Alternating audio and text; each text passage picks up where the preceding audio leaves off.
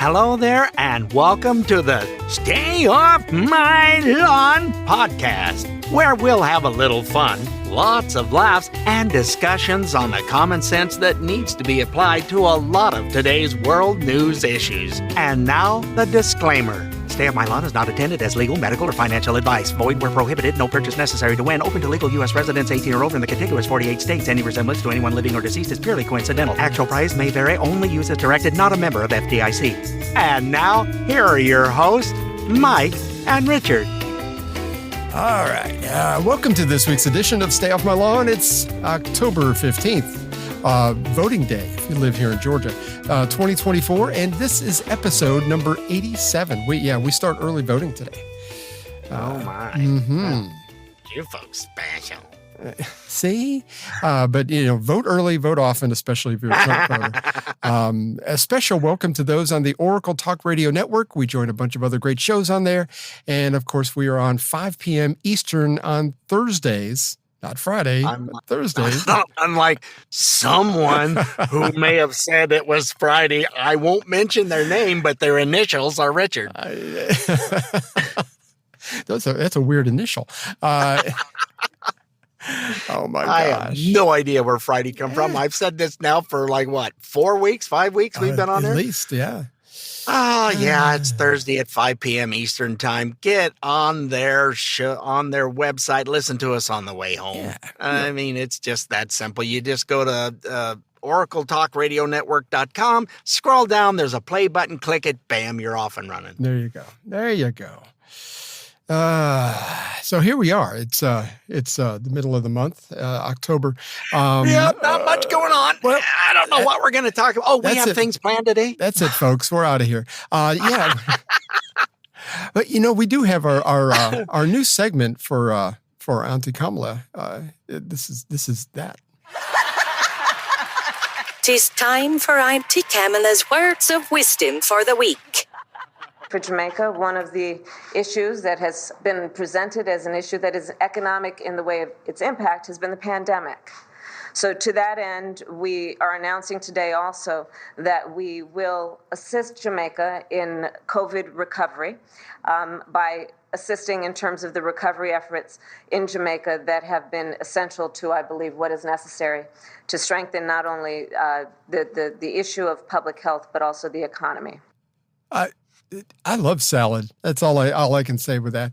Yeah, but that involves a lot of money mixed in with that salad that's going, again, to somewhere other than our country. Of course. I mean, why are we still talking about COVID relief? I mean, is Jamaica still suffering from COVID? I mean, what's going on there? Well, November 1st, they've instituted masks again in California.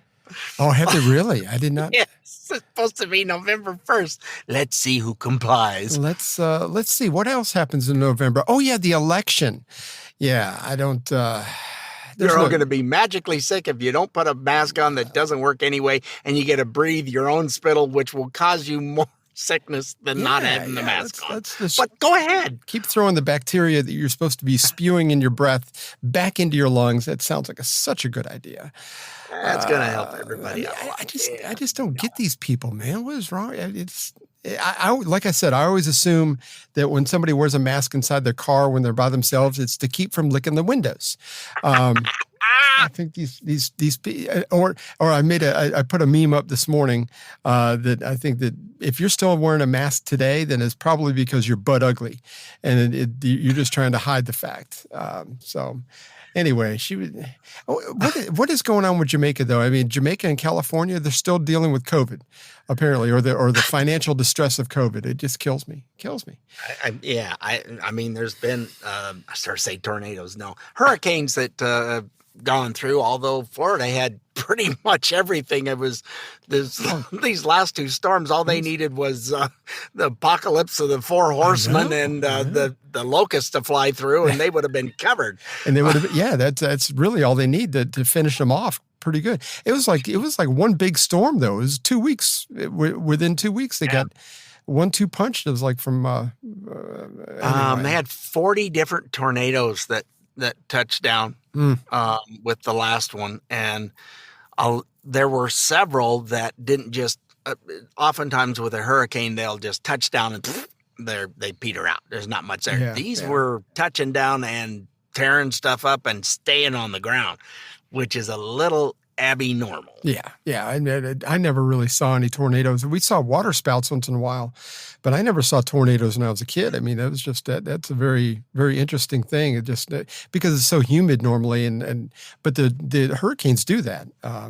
But it's just, I heard on the radio this morning, there's still over 100,000 people without power on the west coast of Florida. So it's at one point there was 8 million, so they're making a lot of progress. Ron DeSantis has already devoted, I think it was $95 million to clean up at this point. And of course, he gave, and we'll cover this later. He gave some good credit to Biden for not politicizing this, and he's been really good about helping out and making sure that the money is going to be there. Contrary, well, that's because they were too busy politicizing the stuff. Tennessee. Yeah, the stuff in North Carolina for sure. It's just it's crazy. Tennessee, North Carolina, that area. Just crazy. It's a mess. They've done nothing. It's not been good. I think that it's going to get worse before it gets better up there too, because I've seen so many stories, and it's hard to tell the veracity of some of these stories, but that there are dead bodies. I mean, that are still going to not be recovered because they're covered in mud and silt and the whole thing. That is just. It's just an ugly, ugly scene. They said portions of I-40 between Knoxville and where it goes into North Carolina or towards the east anyway, is just portions of that road is just wiped out. It's going to be at least a year before any of that comes back. A year plus. Yeah. Ugly, ugly stuff. Did you know that Auntie Kamala wrote a book? Yes, I'm rather familiar with that and have been checking in on this from time to time, and it just keeps getting, wow. It's like, well, there's one glaring thing in it, and then there seems to be something else, and then there's another thing that it's full of, what is the term? BS. Yes, that's the term. term. Initials that I use. Backstabbers or something, yeah. It was back in 2009 when she released this book. It's called Smart on Crime - A Career Prosecutor's Plan to Make Us Safer.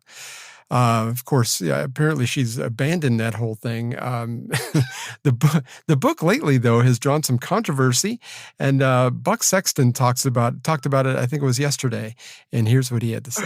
Kamala Harris plagiarized at least a dozen sections of her criminal justice book, Smart on Crime. Not so smart after all. According to a new investigation, the current vice president even lifted material from Wikipedia. What Kamala has done here in this book is the definition of gross plagiarism. It is copy and because Rufo has the proof. I mean, it's up there. The Kamala Harris book, and then from the Associated Press. The Kamala Harris book, John Jay, Criminal Justice. And Clay, we're talking about like whole sections. Yeah. We're talking about cut and paste of maybe, 150 words, 200 words at a time here with some of these. What do you want to bet that she throws her ghostwriter under the bus on this one? I had no idea.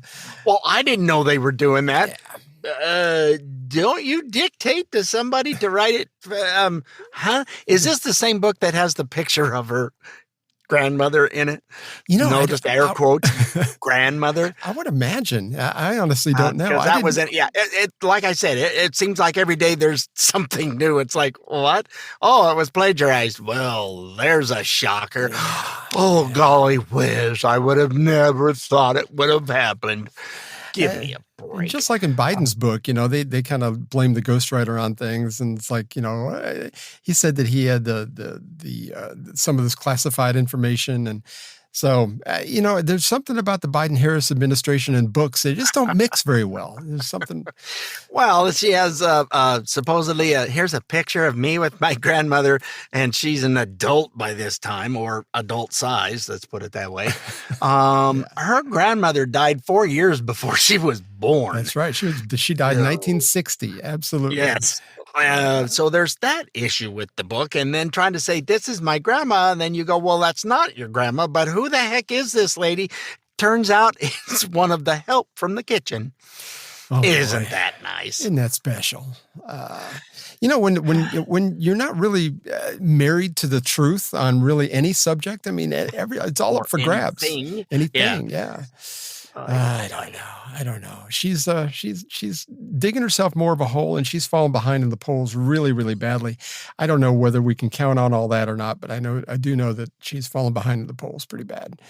And people defend her for the stuff, and it's like, do you even know what you're defending her on? Because they're almost quoting from CNN or MSNBC. Tell me you're a Libby that doesn't want to take the time to find out any kind of truth. No. They said it, so it must be true. It was on the TV. I saw him say it. He was sitting right there. It's on that box that lights up in my living room. It's got to be right. They wouldn't lie to me, would they? If you don't know by now, since the beginning of COVID, at the very least, if you have not taken a step back and go, yeah, maybe I shouldn't take everything as gospel that's being spewed out from these people, then maybe you should get checked in or checked out or something. You know, Or you need to check in somewhere. Yes, absolutely. Where you've got that lovely wraparound coat. And it does. It keeps you nice and cozy too. And I think another reason why she's fallen behind in the polls is because when she gets asked a question, a lot of times, it comes out as word salad, like we had an example a minute ago. Here's a good illustration of when you get asked. Sometimes if you don't know, anyway, here's Kamala being asked something where she just doesn't know. We really would love to know what your plan is to help lower the cost of living. Yeah. First of all, thank you both for being here. And yours is a story I hear around the country as I travel. And in terms of both rightly having the right to have aspirations and dreams and ambitions for your family and working hard and finding that the American dream is, for this generation and so many recently, far more elusive than it's been. And we need to deal with that. Deal with what? I was lost about 30 seconds into that. It's hard to repeat something when someone's talking in your ear and you're trying to say it back as they're saying it to you. You start to sound like William Shatner. Oh my gosh, that's perfect. It's like everything she's doing, anytime she's in front of somebody, it's the same earrings. We already know that they're listening and talking back to her. She was telling somebody a recipe. We saw that one where she goes, just a minute. Yeah, no, I'm here. I can hear you. I know. Is it okay if I keep talking about the recipe? Haven't you seen that one? Yes, I have. Yeah. Yes. And I didn't know if it would translate all that well into audio since we don't have the video, but it was pretty bad. She was obviously, I mean, she didn't even try to hide it. I mean, she was like, had her hand up to her right ear also. But I mean, with Obama, and then the one example I saw of her doing that when she was talking about the recipe, is it Obama? Then they showed an interview that I think Stephen Colbert did with Obama before he left office. He goes, yeah, if I could do a third term where I sat in the basement with my sweats. And so if Obama's talking to her, he's lost a step, I think. And we actually have an example of this later on. Oh, yeah, boy. It's just, you don't chastise people. You need to vote for me. What do you mean you're not going to vote for me? Let me tell you, you better do it. What? What are you going to do? It's another example of Biden saying, if you don't vote for me, you ain't black. And unfortunately, I don't think it really translated very well. I think anyway, we'll hear from BHO later. But here's Trump being asked basically Wasn't that a group one time? Yeah, BHO Overdrive or something. Yeah. Here's Trump being asked basically the same question, and his answer is a little different. How are you going to bring down the cost of food and groceries? Good. Very good. Thank you. So we have to start always with energy, always. I don't want to be boring about it, but there's no bigger subject. It covers everything. If you make donuts, if you make cars, whatever you make, energy is a big deal. And we're going to get that. It's my ambition to get your energy bill within 12 months down 50%. If I can do that, you've done a hell of a job. 5-0, not 15, 50. Interest rates are going to follow, and actually they're going to follow for another reason. The economy is now not good, and interest rates, you'll see they'll do the rate cut and all the political stuff tomorrow, I think. And, will he do a half a point? Will he do a quarter of a point? But the reason is because the economy is not good. Otherwise, you wouldn't be able to do it. But we're going to get interest rates down, and we got to work with our farmers. Our farmers are being decimated right now. They're being absolutely decimated. And, one of the reasons is we allow a lot of farm product into our country. And we're going to have to be a little bit like other countries. We're not going to allow so much We're going to let our farmers go to work. I like the practicality of his answers. He actually had energy. Energy is a big part of overhead for all these. People don't understand. It's oil. I mean, that's what you got to get rid of the oil because your car should run on something else. Yeah, right. Well, that ain't working either. It sure is. Oh, speaking of which, we're about out of time, but there's a new Ram pickup that's extended, that's XD, extended distance. You want to know how they get extended distance out of it? They put a gasoline engine in it. No, they're pretty close. They put a trailer behind it that's a diesel electric generator, so it'll charge you up while you're going down the road. Oh my gosh. I kid you not. That's how they get to have the extended distance package. Why am I not surprised? Oh my gosh. Oh, yes. Biden, or you may have something on this later. Obama was trying to make fun of Trump. Well, he didn't have a plan. Yeah, he does. Ask him. He'll tell you. You guys haven't got a clue in, well, I grew up a middle class. What the hell's that got to do with fixing anything? And when I get in office, I'm going to fix it. You caused it. Fix it now. That's the thing. They've got the opportunity to fix it now. If the problems didn't exist before they came into office, because what Trump, we were energy independent and we were able to just consume our own oil. So we didn't have these issues. 1.4%, I think it was. Inflation. That's inflation was virtually nothing. Yeah. Of course, they try to throw the narrative out there. It was 9%. It's not even close. No, it didn't get 9% until after you took office and started. When you get rid of the oil, everything we have, the truckers got to get there, the diesel engines on the trains that have to pull it, everything that delivers and gets you food from one side of the country to another runs on fuel. Absolutely. And if you aren't running on oil and getting it from place to place and the cost of that goes up, the cost of getting it to you is going to go up. When diesel per gallon, it goes from I think it was 2 something when Trump left office, up to 5 something at one point it was. It's like, well, that money's got to be taken up from somewhere. It gets added on to the product that you buy in the stores.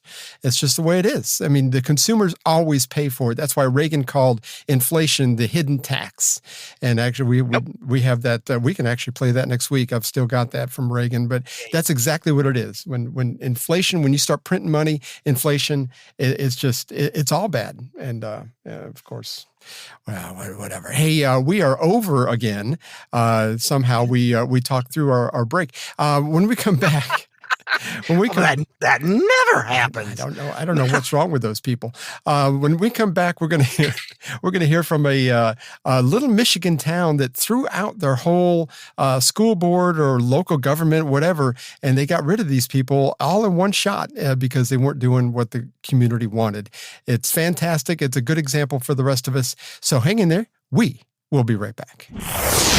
Guests on the Stay Off My Lawn podcast stay at the luxurious Motel 6, right off I-75 on Highway 20. Hi, I'm Gavin Newsom, the governor of California. This is a message for the people of America, given in my authentically recorded, non-AI voice. Thanks to my leadership over the last several years, California has become a world leader in extremist, left-wing governance. My policies were so effective that almost 1 million people are now fleeing the state every year. We even ran out of U-Hauls. Last year, I cleaned up the dangerous, messy streets of San Francisco, because Chinese Communist President Xi was coming, and I really wanted to impress him. He's my boss, after all. This year, I signed legislation that allows me to take custody of your kid if you refuse to give him artificial hormones and chop off his genitals. On my watch, the cost of living and homelessness have skyrocketed. Schools are failing. Drug dealers and human traffickers are pouring across the border. And poop has covered the sidewalks of San Francisco. This is the positive, joyful vision we offer as Democrats. That's why I'm enthusiastically endorsing Kamala Harris for president in 2024. She'll do to the country everything I did in California. Anyway, I'm California Governor Gavin Newsom, and I approve this 100% real message. This isn't a deep fake, and you can rest assured that it isn't, because I just signed an unconstitutional law outlawing deep fakes. No one would dare violate it. Thank you, and science bless America.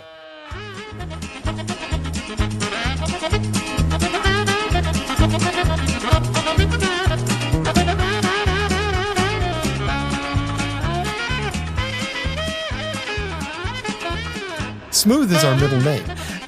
Hey, welcome back to Stay Off. Welcome back to Stay Off My Lawn. Segment 2.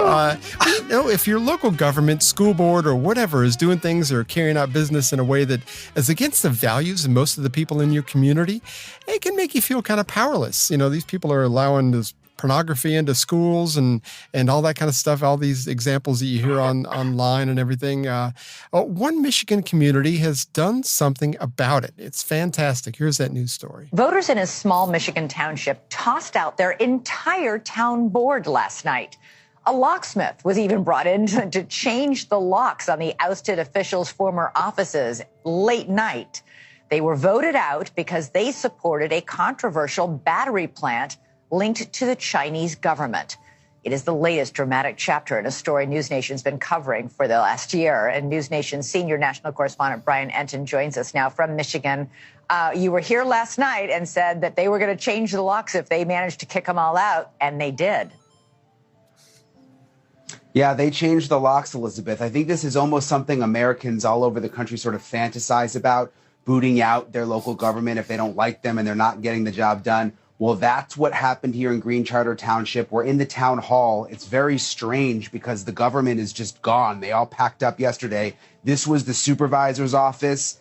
He took his desk, took a bunch of other stuff. It's empty now. The clerk's office down here, Elizabeth, where they do a lot of the town business, is just empty. The new board members are going to move in, get everything going, and they say one of their biggest priorities is stopping that project that's associated with China. The more we can get China out of our lives, the better. But are they going to have to pay back the money that they were given to put that? I don't know how that works. Who cares if that's what it takes, and that's what it takes. Yeah. They're buying up. No, I mean the individuals that were paid to all vote. A wink, wink, certain way that they wink, wink were asked that maybe you could do this. Wink, wink. Yeah. I would imagine if they were paid from some offshore account, then yeah, I could see where they might pull that back. I could see that totally. Hooray, hurrah! And what blows me away the most, this was in Michigan. I know. Michigan's not super righty. They're kind of a swinger, and they'll go whichever way the wind's blowing sometimes. Well, these are the people that reelected was it Whitmer? I can't remember her first name. After the COVID debacle that she put her state through, they reelected her. So, I mean... I don't understand. Well, I know that name, so I'll vote for that one. I'm good at voting. You just got to wonder. And the Chinese government, I mean, this is a good example for all of us because they have bought up so much land, especially near Air Force bases, to build certain plants or whatever. It's like everybody in the whole country needs to stand up and go, this is not okay. The federal government, hopefully if Trump gets elected, he will actually step in and say and make a moratorium where they cannot come in and buy up land at all. I don't think the Chinese government, the Russian government, any other government should be coming into our country buying buying up land for any reason. Oh, it's just farmland. Oh, yeah, there's an air base that's like 4 miles down the road, but it's just farmland. Yeah, but think about how many subdivisions have been put up on just farmland that people have bought up. I mean, you could put whatever you want out there. You could put listening devices or any kind of. It's sort of like that. Somebody was mentioning this to me the other day, the balloon that came over from China. It's like, well, of course, they made a couple of circles around Grand Forks Air Force Base and did all kinds of surveillance. And it's like, I mean, come on now. We do need to just stop that crap. Yeah, so it's enough's enough. Isn't that kind of what the term is? And I think so. America's finally just had enough. This stuff has gone on way longer than it should have. And it's like, I don't care anymore. That's not right. So good for the people in Michigan that tossed them all out. Absolutely. Rah, rah, yay. I'm all for them. You know, I've got a cousin that's in Western Michigan where he lives near the coast on the western part of Michigan. He said it's extremely conservative over in that area. Really, it's more the southeast Michigan where Detroit and all the auto plants and all that, that's where it's kind of the bastions of liberalism. But that's where all the population is too, the heavy population. Yep. It's like any other state. If it wasn't for Atlanta, we would be as deep red as Wyoming is. But anyway, speaking of people aren't putting up with stuff, more and more scientists and professors are standing up for the truth and the scientific method recently. And one I saw is wearing a piece of, one thing is like wearing a piece of paper or cloth over your mouth. It's supposed to, keep deadly viruses away or standing 6 feet apart. None of that is science-based. And people are standing up and actually saying no, it was all just made up. It was all made up. Absolutely. And they've already admitted that it was just like, this sounds good. Let's tell them that. Yeah. We just thought maybe that would work. I don't know. These are the people we look to that, like the Faucis of the world that are coming down with these. Anyway, there's an Australian. Well, he's been laying low for a while. I haven't seen him hardly at all. I don't know what he's doing right now. I think he supposedly retired on his $500,000 a year salary that he was getting. He was making more than the president. Yeah. He was making more than anybody else in federal government, I think. Yeah. He just kind of went away and said, they're trying to get me to go to the Gray Bar Hilton, and I don't want to, so I'm going to go hide. Well, he's 80-something. Why are you still working if you're 80-something, first of all? You have a hunger for power, and you don't like giving it up. That's the only thing. That's the right answer. It's the only answer it could be. Yay! Do I get to go on to the lightning round? You get to hang out at least through next break. So oh, yay. Oh, yes. He never gets excited when I give him stuff. Anyway, here's the Australian professor Ian Pilmer.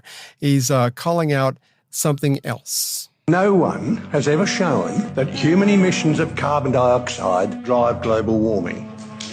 Never been shown. And if it could be shown, then you would have to show that the 97% of emissions, which are natural, do not drive global warming. Game over. We are dealing with a fraud. It's a scientific fraud from day one. We hear the propaganda that increases of the gas of life, a trace gas in the atmosphere, will bring a disaster and that we will have runaway global warming. Sorry, folks, we've known for 200 years from chemistry that it's the exact inverse. When we drill into ice, we have chemical fingerprints that tell us what the temperature was, and we have little bits of trapped air. And we can show that when we had natural warming, some 650 to 6,000 years later, we had an increase in carbon dioxide. It's not carbon dioxide that drives temperature. It's the exact inverse. Another fraud. And like a friend of mine asked me, he's like, you don't believe in global warming? You don't believe the earth is getting warmer? So, if it is, let's say, what was the last cataclysmic thing in this world? It was the Ice Age from 12,000 years ago, right? Yeah, I guess so. So what made us come out? What made us get warmer from the Ice Age? Was it because people were driving too many Chevy Tahoes and we built up too much carbon dioxide in the atmosphere? Do you think that was what it was? Are you serious? And they're like going, well, I hadn't thought about it like that. Well, it's time we start thinking about things. Yeah. instead of just going, oh, they say it's global warming and Greta Thunberg says we're all going to die if we don't get rid of all this stuff. Speaking of lying low, I haven't heard from her in a while either. Well, she's gotten caught 2 or 3 times recently. Staging stuff, and it's like, no, you're not a cute little girl anymore. You're now fair game. Sorry, I think she's 19, 20, something like that. She's got to be. Yeah, she's got to be. Now you're just an uneducated, annoying teenager or millennial, or young adult. Young adult, yeah, which is annoying in and of itself. But yeah, I mean, it's who in the world? I think she was like 12 or 11 when she first came out and started spouting all this stuff, and everybody in the world stopped and go, "She's so right! Oh my gosh!" It's like, what is wrong with you? Have you lost every bit of common sense in your brain? I mean, it's crazy. Anyway, yeah, I think her time has come and gone. So I don't know. They still try to trot her out every once in a while, but of late, yeah, she's been caught doing stuff that, when you get desperate and you want to keep pushing things along, you got to do things in a nefarious manner. I guess. I mean, it's sort of like... I love that Australian guy, by the way. I've seen so many things from him, and he just flat goes, no. Yep. That's not right, period. He's got the guts, and apparently he's at the age where he doesn't care if he gets canceled. But he's out there spewing the truth, and I love him. I think it's great. Whenever I see a video of him talking about stuff, I always stop and listen. I think you sent me this. Yes. Yeah, that was and I like how he talks about because they're down in the South Pole, and they have drilled big, huge. I mean, that ice has been there forever in a month of Sundays. Right. As the old saying goes. And so that's how they know what's going on. You're not hearing anything from down there. No. They know what the right is. He's been to all that stuff. It's like, no, yeah, the oceans probably rose when all that ice and snow and stuff melted everywhere when the whole world was basically covered in ice because there was a cataclysmic, the volcanoes all went off and darkened everything. When that went away, guess what happened? We warmed up. Yep. And they're saying that the polar ice caps are good. They're actually increasing right now. So, go away. Yeah, well, they cleverly edit all that too. They'll take a picture of the summer and then in the winter say, "Look how much it's gone."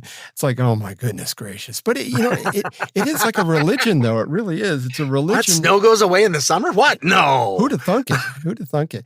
But it is. It's like this global warming thing is like a religion. You adhere to it. It's like a cultish religion. You adhere to it without any evidence, just because it seems right. Like the whole SARS-CoV-2, because I guess we can't say the other word. We get canceled. But I mean, if you have put on a mask and you've taken these jabs for so long, it's like it's become a religion. Well, I can't admit I'm wrong now. I mean, I have to stick to my guns. Anyway. Well, back when I was in high school, it was Leonard Nimoy telling me we were all going to freeze to death. Right. He was in this big, huge parka, like the North Pole that they wear with all the fur around his head, and telling us, we are going to be, and are showing nothing but drifting snow and ice. And no, it didn't. The TV show was called In Search Of. So if you go back and find, I think it was from 1978. I remember that exactly. Because Leonard Nimoy, he was such a big star from Star Trek. Everybody watched whatever he was on. Anyway. Leonard wouldn't. Spock wouldn't lie to us, would he? It's illogical. Exactly. He's Vulcan. He can't lie. Anyway. Auntie Kamala had another interview, but this time it was on CBS. And they got caught doing some crafty editing. It was really good. No. Critics CBS are calling out Here she is. Critics are calling out CBS News for several editorial missteps. The big one, a recent decision to edit a response from Vice President Harris, which seemingly went in her favor. The media outlet now facing calls to release an unedited copy of the entire interview with Harris. Well, unfortunately, CBS, they thought they were being crafty, I guess. But right after the interview, they released an unedited clip for like a promo. And here's what that sounded like. But it seems that Prime Minister Netanyahu is not listening Well, Bill, the work that we have done has resulted in a number of movements in that region by Israel that were very much prompted by or a result of many things, including our advocacy for what needs to happen in the region. Gosh, it just makes my eyes hurt for some reason. Just listening. Now, tell me this. Do you not hear Shatner in the way when she's trying to repeat what's coming to her in her ear? Shatner even does better than that. No, I agree. But, for the total word salad again. But anyway, this is how it sounded actually on 60 Minutes. But it seems that Prime Minister Netanyahu is not listening. We're not going to stop pursuing what is necessary for the United States to be clear about where we stand on the need for this war to end. Totally different. That was not even the same answer edited together, so it was a little tighter and sounded more like conversational speak. That's not even the same answer.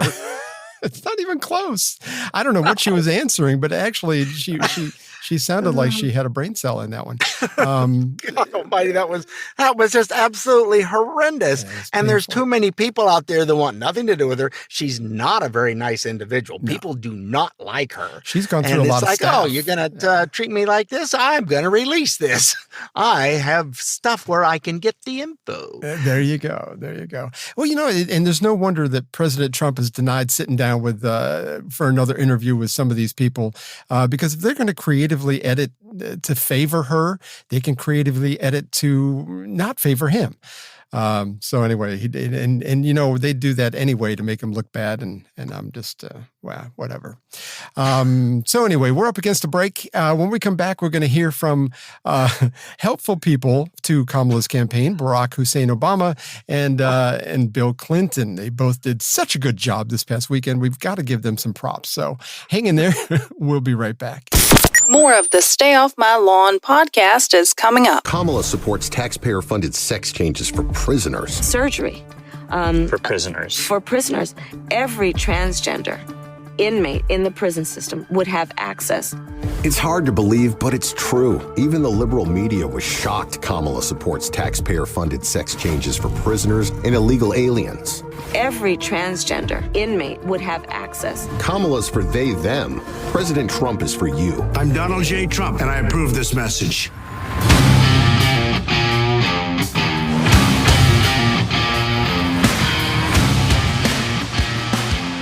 And when something gets on my nerves. Anyway, welcome back to Stay Off My Lawn, segment 3. And we're already, the cheerleaders have left the field. It's hard to believe, but Obama is out on the campaign trail for Kamala. I mean, who would have thunk? But anyway, he's no doubt. And not in his sweats, no less, which is somewhat impressive, I guess. That's true. Without the little microphone that he's talking through the earrings. No doubt in part, anyway, due to her terrible poll numbers, especially with African Americans. One poll I saw recently where black guys, anyway, are voting for Trump. 30% of them. Those numbers are unheard of for a Republican candidate. It just doesn't. Yeah, she's just barely 70% in with black males is what I was seeing when even with Biden or especially Obama was like 95% or some such easily. number. And the numbers have dropped all the way down to just a little over 70. And I think that it was only a few weeks ago where she was doing like 75, 80, especially when she first came out of the convention, and she was doing halfway decently well. But I mean, it looks like Trump has gained like 10% of those specific voters just in the last few weeks. So anyway, here's Barack Hussein Obama being the nice guy that we all know him to be. Communities is that we have not yet seen the same kinds of energy and turnout in all quarters of our neighborhoods and communities as we saw when I was running. Now, I also want to say that seems to be more pronounced with the brothers. So if you don't mind, just for a second, I'm going to speak to y'all directly. And say that when you have a choice that is this clear, when on the one hand you have somebody who grew up like you, knows you, went to college with you, understands the struggles with you and pain and joy that comes from those experiences. Who's had to work harder and do more and overcome and achieves the second highest office in the land. You know, I just what was he done? I'm sorry. He's lost a step, really. I mean, it's just amazing. Well, he used to be such a good orator. orator. You listen to him and you listen to Kamala when she's trying to come up with an answer. It's pretty much his speech pattern. It really is. He's in the basement telling her how to answer this thing that you need to answer. And Watto, is he still talking? And I think that's where Kamala comes up with that accent too once in a while, because you heard it. He goes, for a minute here, I'm going to talk to the brothers, and like going, you don't normally talk like that, Barack. Come on now. Then he's like, he used the word which it's just hard to get past. But anyway, he's normally extremely, his speech is perfect. So anyway, I just think it's just he was trying to tell him essentially what Biden told him last time: if you're black and you're not voting for me, you ain't black. That's right. Oh my gosh! Right? It's kind of like, so then I come out here to talk to you. You will vote for the person I tell you is right. Are you brown shirts? Are you with me?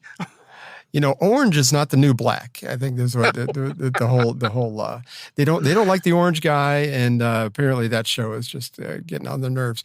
But I just think it's terrible that you're saying because you're the brothers, then you got to vote a certain way. I think, how condescending can you be? I mean, I just think it's terrible. I think that, and I've heard a lot of people.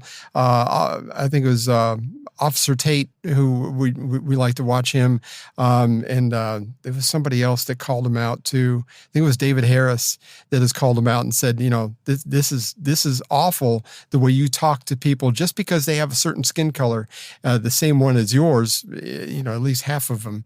It's like I just think that's just a terrible thing to say, because if somebody said because you're white you should vote for whoever, I think that's stupid. Because you're Hispanic you should vote for whoever. I really thought we were past all this, but apparently back in 2008 everything changed. So I don't know. This is he's the one that divided things, and that community, the black community, there's been several people speaking out that you're talking down to me, and I'm looking around and my community hasn't changed one iota. All the things you were promising, this is going to get done, we're going to have this thing, nothing is done. Not a thing. Why am I going to keep voting for Democrats? He goes, they're not for the little guy. I can tell you that. I'm a little guy and they ain't for me. Yeah. So you're starting to see some of that. People are going, what the, I've been a, what? And all of a sudden they're waking up. I think we heard the Benny on the Street interviews where he was in New York City. He was talking to a lot of the black people that were walking by. And man, it was like almost all of them.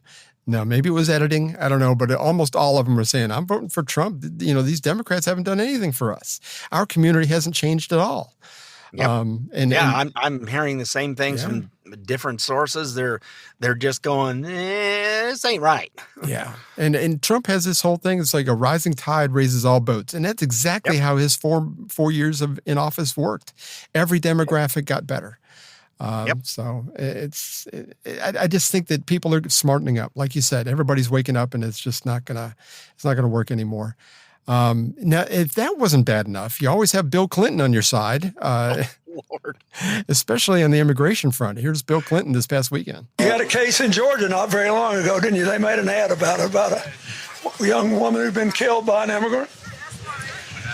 Yeah, well, if they'd all been properly vetted, that probably wouldn't have happened.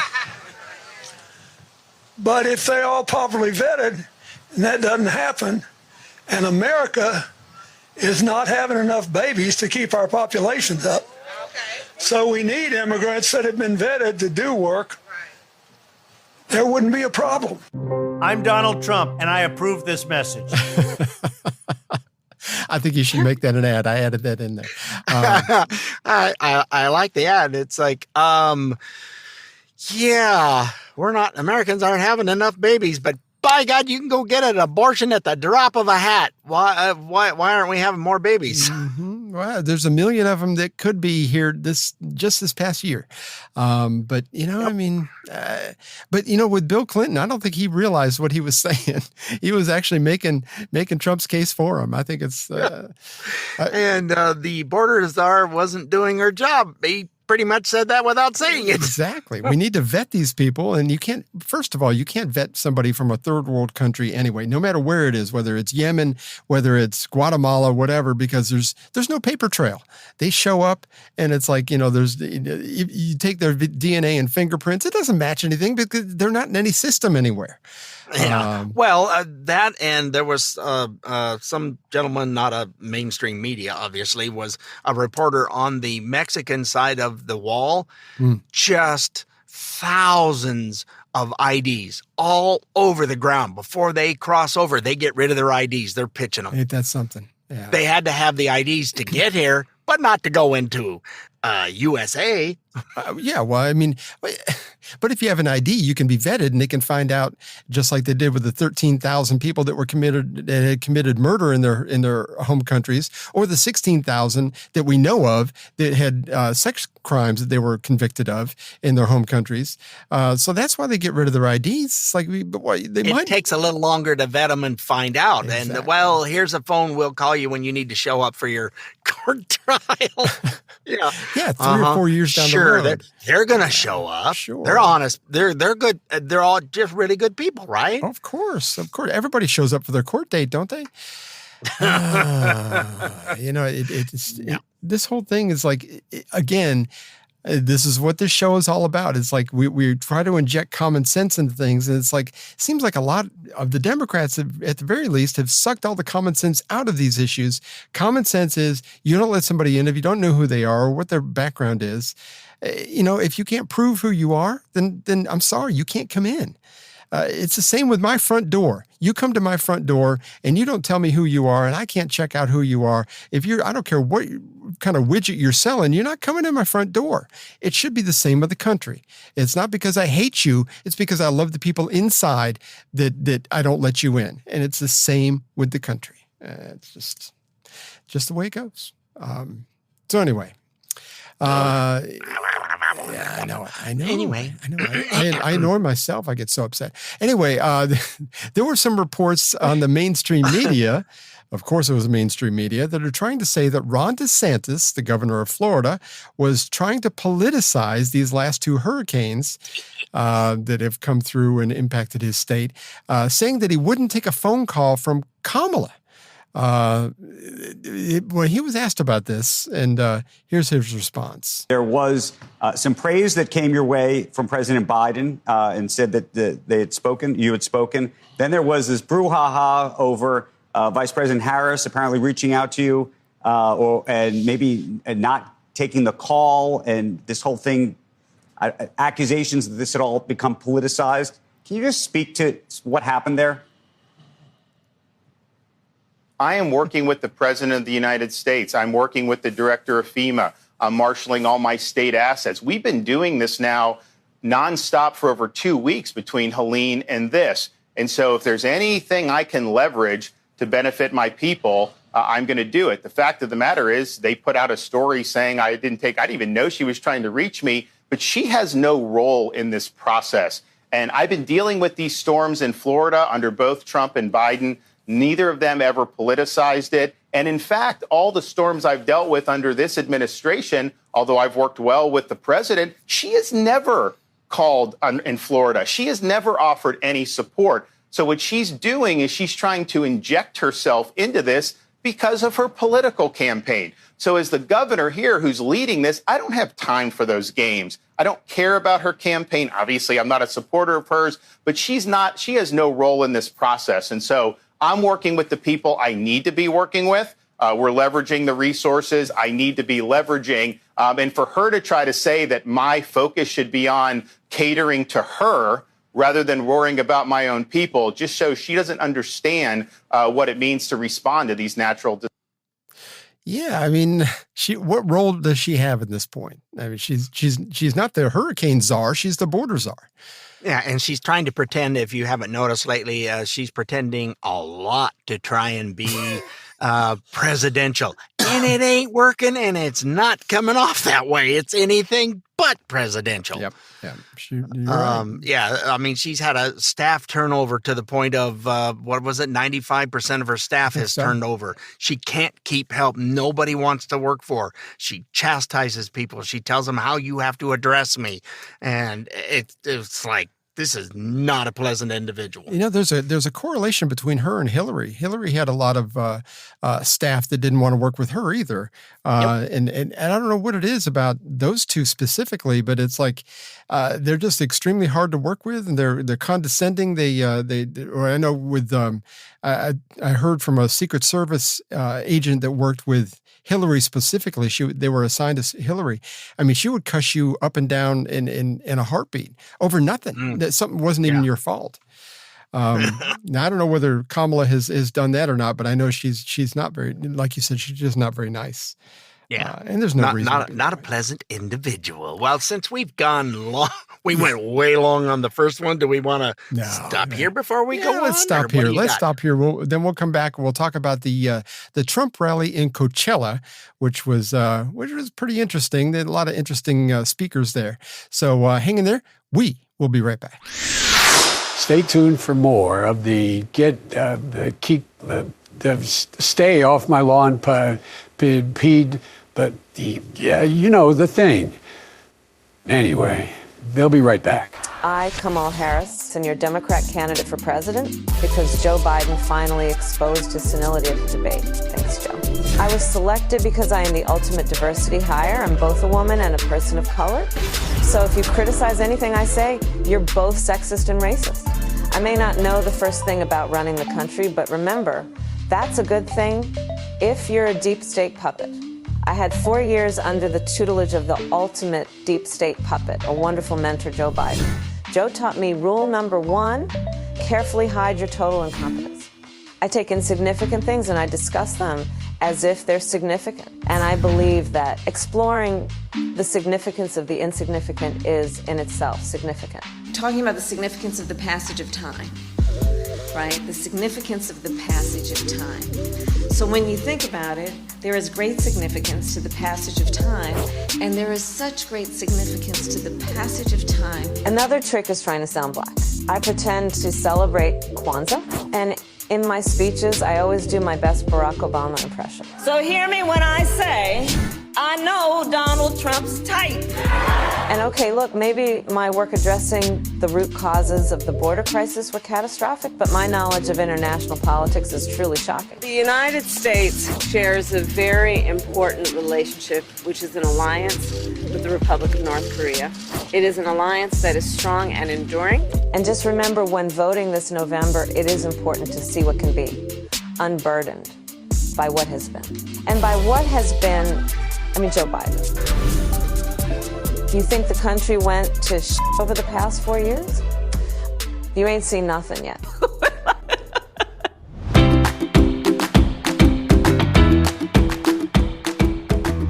Okay, we're on down the home stretch. I'm going to get some breakfast, and coming up on the inside. Okay, here we go. You could call it like that if you want to. Hey, welcome back to Stay. That would be a fun way to bring it in. Welcome back to Stay Off My Lawn, segment 4. We were almost at the Belmont Stakes here a second ago, but they're off. Anyway, we are on the home stretch. Again, if you got your legs crossed, you need to cross them the other way because your feet are going to get numb. If you're in our demographic anyway, Trump had a rally in Coachella, California recently. I think was it Saturday? Saturday. I believe it was Saturday. Yeah, I think it was Saturday. And had an estimated 101,000 people in attendance. And a great pastor friend of mine in Southern California that he spoke there. I've been listening to him for 25 years. Greg Laurie, he spoke there. And of course, Dennis Quaid, who was the actor in the movie Reagan recently. Apparently he's letting his conservatism show a little bit. It's sort of like, Marilyn Monroe standing over a vent for the New York subway system. But anyway, he spoke there and he gave a little advice. I'm here today to tell you that it's time to pick a side.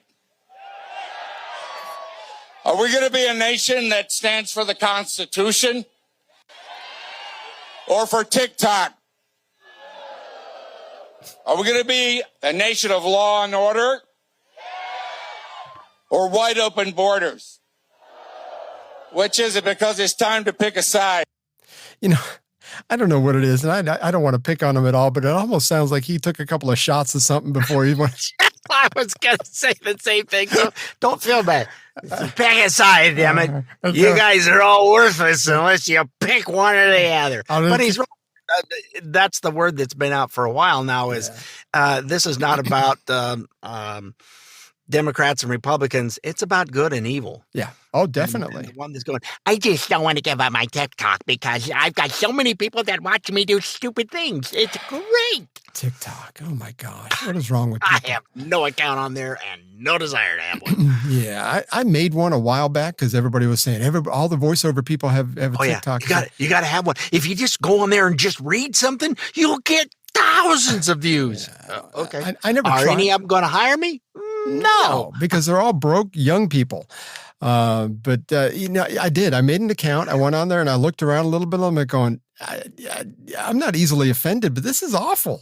I don't care if you're 45 years old and you think you're hot stuff and you're dancing. I don't care about any of that stuff. What is it? It just wasn't interesting to me.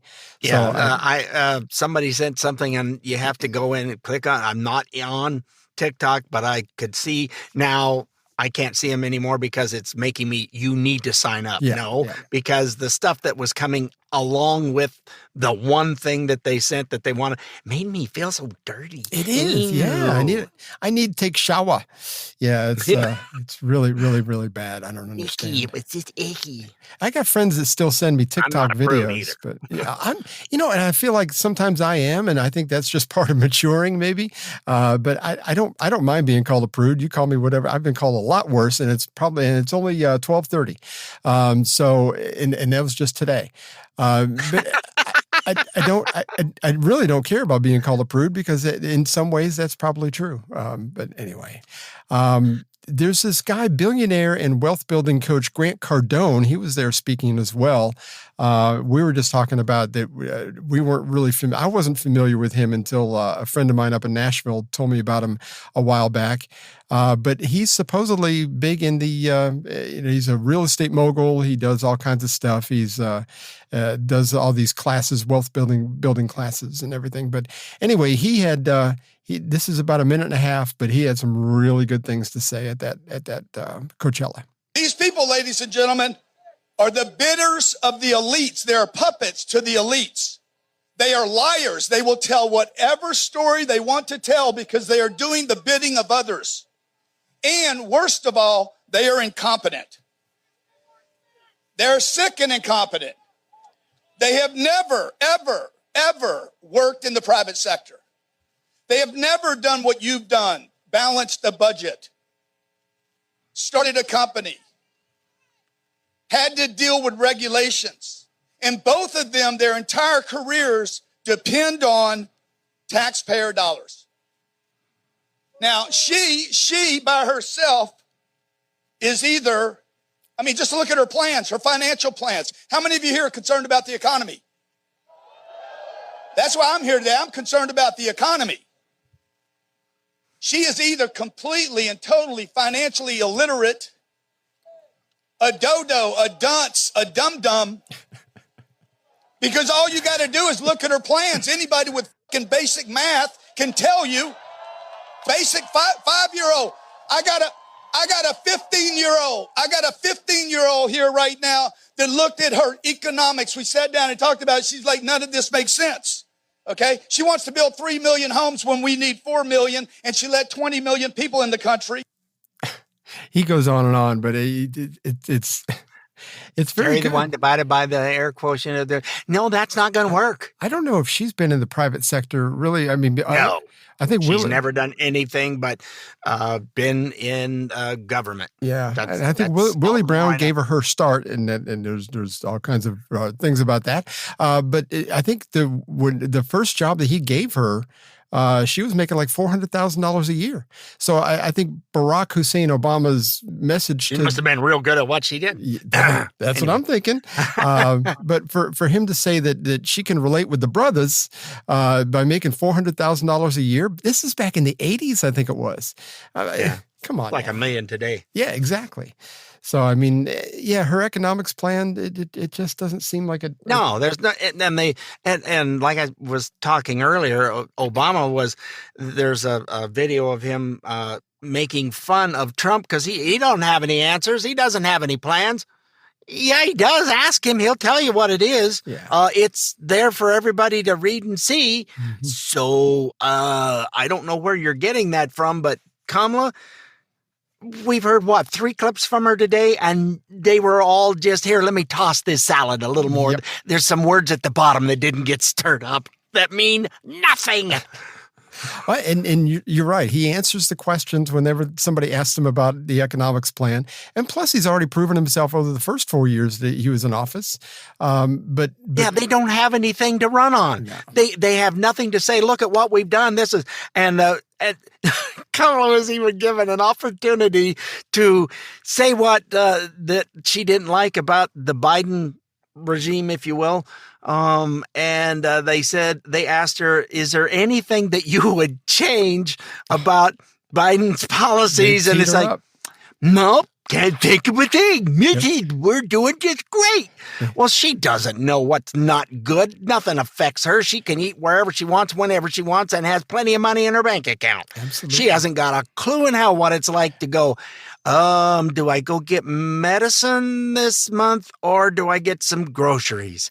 I saw an elderly lady that was talking about, I really want to eat healthy, but I just don't have enough.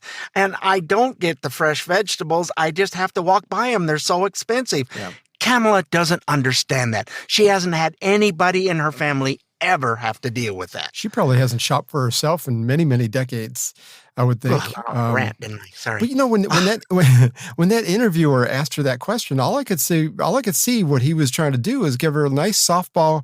This is your opportunity to distance yourself from the failures of Biden. And she didn't see it for what it was, and just like, no, I think it was great. Everything's going good. Oh my gosh! No, it's not. You have no clue. You idiots stopped all the drilling and everything else, and there's such a shortage of oil. I think he wrote Rich Man, Poor Man, and he's worth a lot of money. He goes, I have a lot of stuff in oil. He said, all they did was make me richer when they shut off oil because now it's more scarce. When they shut off that pipeline building it went from, what did he say it was, like $35-40 a barrel to 110. Yep. He goes, good for me, not good for America, but good for me.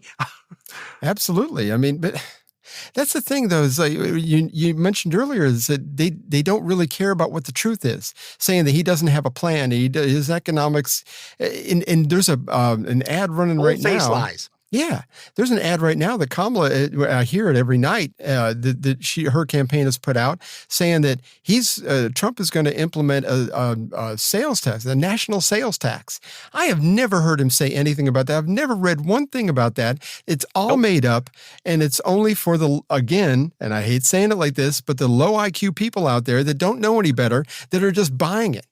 And I just don't have a whole lot of patience with all that. So. No, that's I used to look at MSN all the time just to get a different perspective. What is the left? And it is just absolute bold-faced lies. When I saw the person they're talking about talking in front of Congress, saying words, and they're saying this is what they said. No, it wasn't. Yep.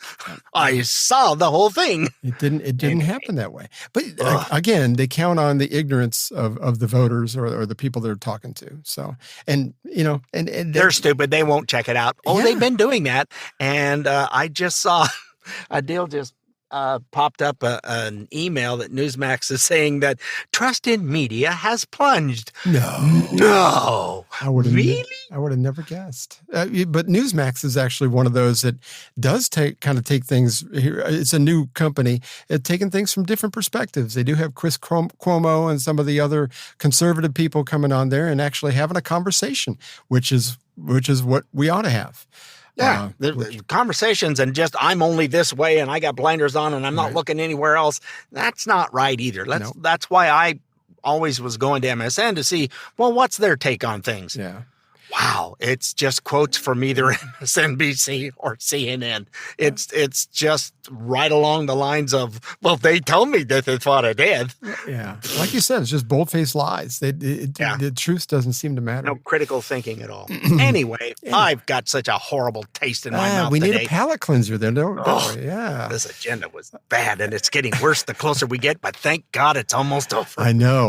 Like I said, here in Georgia, we start early voting today. If you get a chance, go out there, vote a couple of times if you get a chance today.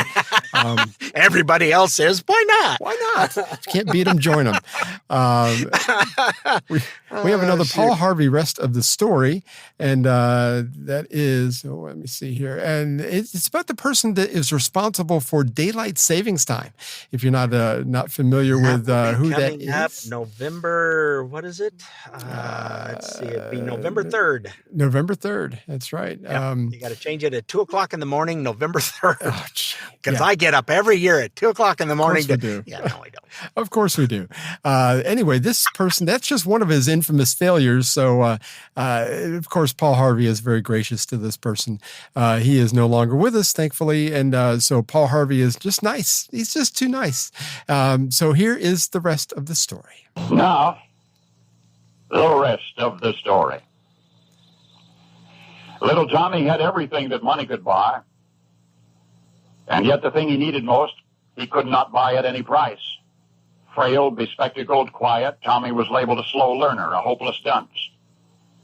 Indeed, until the age of 12, he could not read, not at all. He was read to by members of the family. He would listen enthralled to the tales of Cooper and Scott and Dickens, but he could not read them nor anything else. Otherwise, Tommy's advantages in life were many. His parents were Southerners. They lived in the Deep South all during the Uncivil War and subsequent Reconstruction. Yet not once during that time, while Tommy was growing up, despite the hardships all around them, not once did the family want for the slightest necessity or luxury.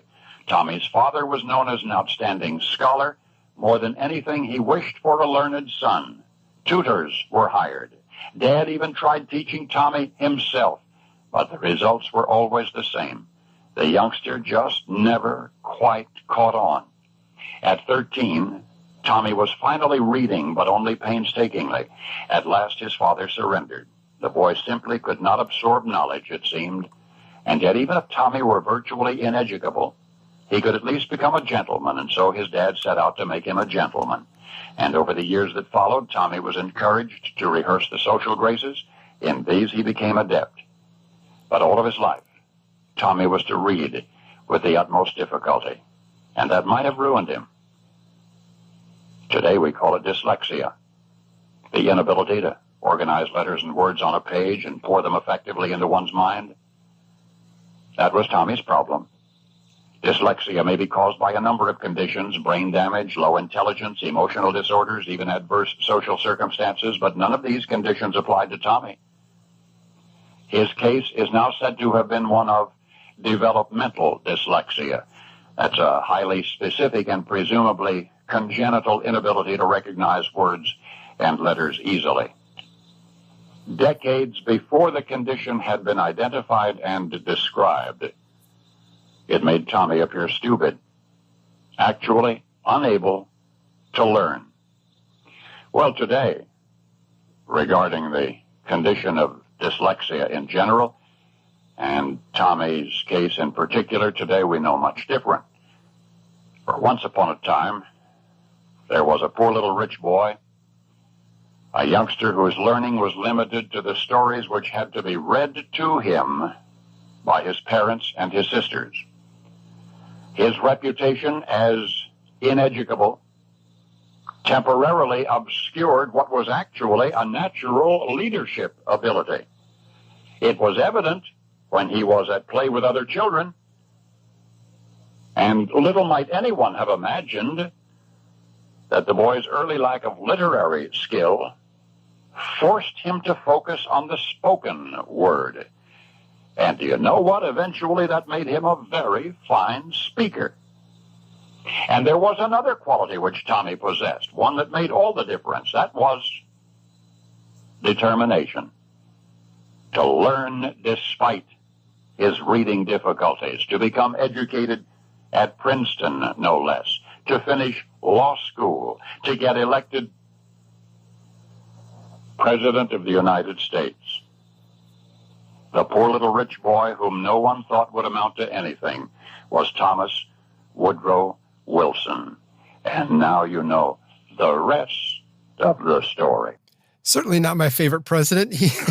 No, he's rather a big progressive and caused a lot of problems that we're dealing with now. Racist, the whole thing. But anyway, he overcame a lot of stuff. So I appreciate Paul Harvey's graciousness of this guy. So anyway, that was our palate cleanser, and that is the rest of the story and our show. We hope you were somewhat informed and had fun like we did. We're done. Bye.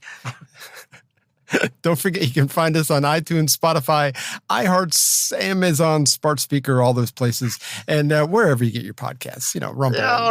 And don't forget, you can check us out on oracletalkradionetwork.com on Thursday at 5 p.m. Eastern Time.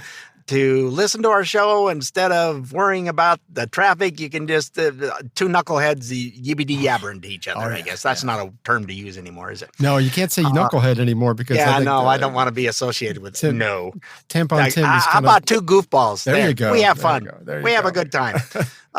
So just go to oracletalkradionetwork.com, scroll down a little bit, and there's a play button, and you're all set.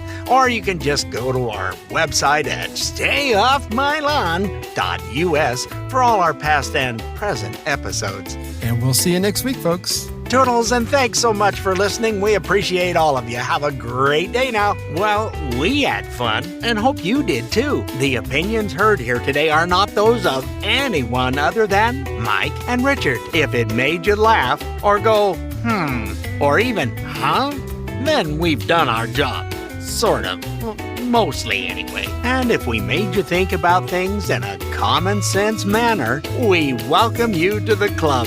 And if it didn't, then just stay off my lawn. See you next time.